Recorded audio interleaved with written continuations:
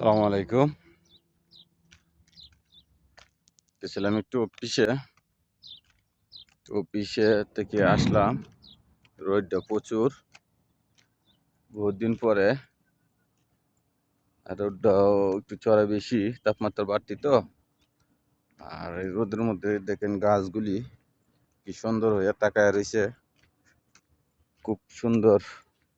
এই গাছগুলি অনেক বড় বড় গাছ।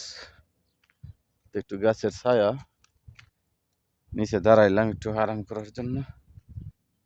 দেখি আসলে তো গাছের নিচে শান্তি, তো এই যে শান্তির জন্য আসলাম গাছের নিচে। গাছের নিচে ভালোই লাগতেছে। রোদ্রের মধ্যে সবাই ছায়া খুঁজে, তাও আমিও একটু ছায়া খুঁজলাম। দেখেন তো ভাইয়েরা, সৌদি আরব খালি মরুভূমি মরুভূমি, মরুভূমিও আছে আর মরুভূমির পাশে এভাবে গাছও আছে। দিন পরিবর্তন হয়ে গেছে গা। সৌদিতে এখন শাক সবজি ফল ফুল সব কিছু জন্মায়, বুঝছেন।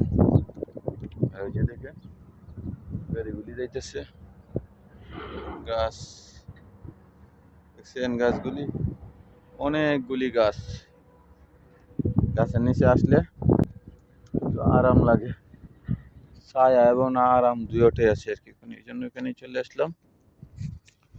তো যারা যারা সৌদি আরব আসতে চান অবশ্যই আগে ভাববেন যে আমি সৌদি আরবে রোদ সহ্য করতে পারবো কিনা। রোদ আপনার 40 45 50 60 30 ডিগ্রি সেলসিয়াসে তাপমাত্রা নিচে নামে আসে, আরো বেশিও হয় অনেক অনেক সময়।